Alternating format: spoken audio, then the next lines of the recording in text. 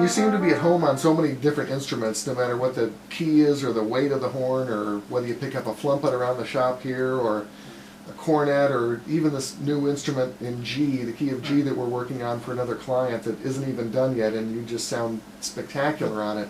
Can you give us your thoughts on how you're able to express so many different kinds of moods and play so many different instruments like you're right at home on them? Just pick them up and boom, you're right there. How do you do that? Well, there's a couple of levels to answering that question. The first one is you have to have a concept of sound.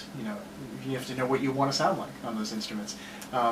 And then there's having the technical facility to make that happen. There's a big part of my technique, something that I talk about a lot, is the finite movement of your tongue.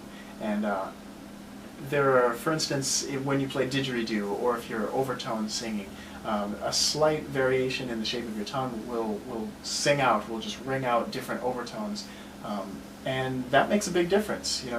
Some people do it naturally, and they always produce high-end harmonics, and so they sound really bright no matter what instrument they pick up, or vice versa. They can have just a naturally dark sound on anything that they pick up, but I just happen to be attuned to and knowledgeable in how the shape of the tongue changes the overtone, the particular overtone that's really speaking, and so I can pretty much create whatever timbre on any instrument, and I just since you know exactly what you're going for, and you know which sound, which overtone, which shape you want to use, it makes a pretty easy transition. You pick up this one and you say, okay, I want to sound brighter on this one, so you just with the right technique you can make that happen really easily. And then I guess the third part of answering that question is how to express so many different moods. It wasn't so possible when I was younger, but every day older you get, every new experience you have, and every new emotion you discover. And so for me, it's just having the life experience to know what those different emotions are supposed to feel like. To have the range of depth of character, that you have that much to talk about. You have those many different types of moods to express. Yeah. Can you tell us just a little bit about this horn? How you're doing with it, and how it's treating you? And love the horn. We were just talking about about the range of emotion, the range of timbres and colors that you can use, and it's just finally I have access to as wide a range of timbres that the instrument can produce as I can conceive of.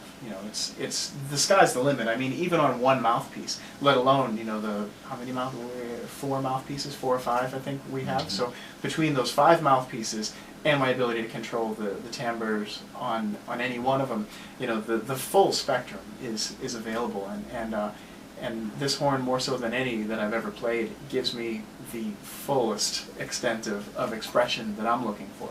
Mm-hmm. From screaming on double A's and just like being a flamethrower, and giving the front row a haircut, to being as sweet and demure as possible.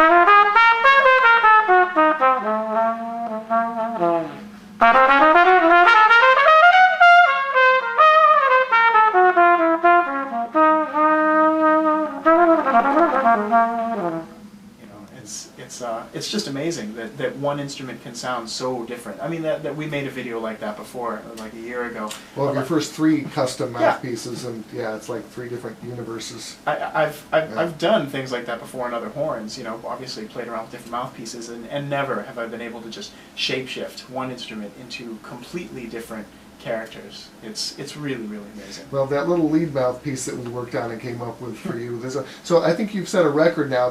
I don't think there's a single player I've worked with that actively in performance all the time uses 5 distinct custom Monette mouthpiece rim and cup designs all the time, but that's an indicator of how versatile you are in your playing and the wide variety of stuff that you're doing that you need. It's like, you know, changing shoes. You don't run a marathon and wingtips, and right. So you've got the right mouthpiece for whatever you're trying to do. Well, the thing about the mouthpieces that we're making for me is that, you know, I've been playing on a 3C rim, you know, Bach 3C rim, you know, standard for years and years and years. And before we started making these, I was playing on your B4s, which are, you know, fairly similar, and so a lot of people play on those same rims, and I just find that the mouthpieces that we've made are just big improvements over ye old, you know, 3C options, you know, for guys that are playing on other equipment, and then for yours, you know, I mean, I'm partial to the stuff that we're making for me too, over the older templates that they came from, you know, like the standard B4 or B4S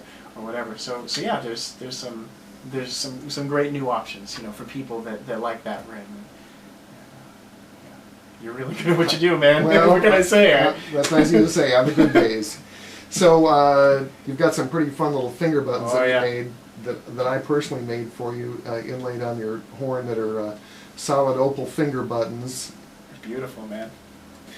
So, well, Adam, you know, everybody here in the shop loves it when you visit, because A, you're just really fun to listen to, and not only that, you're also fun to hang with and to, you know, sit around at the shop lunches with and shoot the breeze about music and a whole wide variety of other things. And I hope that everybody checks out your website. What is the website address? AdamRapa.com. Couldn't be easier. Oh, that's pretty easy. And they should go take a lesson from you online. That would be great. Yeah, I would love it. Can I ask what it costs to do that?